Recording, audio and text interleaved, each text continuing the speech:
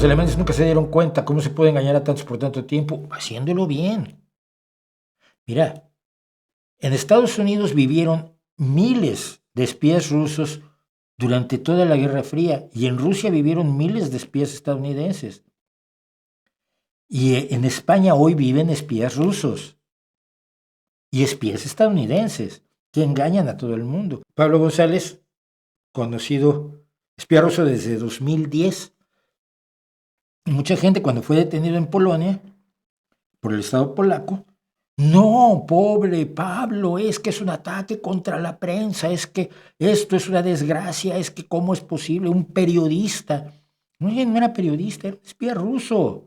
Ser hijo de un ruso, escribir en el diario Gara y tener una cuenta abierta en la caja laboral Kucha. Estos han sido algunos de los argumentos esgrimidos por los servicios secretos ucranianos para señalar al periodista Pablo González como un agente de Putin y que han llevado finalmente a las autoridades polacas a encarcelarle. Está claro que los que trabajamos en Canal Red no debemos viajar nunca a Polonia por esa regla de 3. Pero mucha gente que lo conocía no lo creía. Otros sospechaban de él, entre ellos Manu Bravo, por ejemplo, el gran fotoperiodista, premio Pulitzer, que ha estado aquí en este canal. Pero este señor era espía y ahí identificados a través de él un grupo de espías que trabajan, que se meten, que están informando de cosas que pueden no parecer importantes, pero que tienen importancia en la inteligencia, no forzosamente los secretos nucleares. Aunque de Estados Unidos se robaron los secretos nucleares, tanto Fuchs como la pareja de marido y mujer, los Rosenberg. Y mucha gente creyó durante años que los Rosenberg eran inocentes. Los Rosenberg efectivamente eran espías rusos, espías soviéticos en ese momento.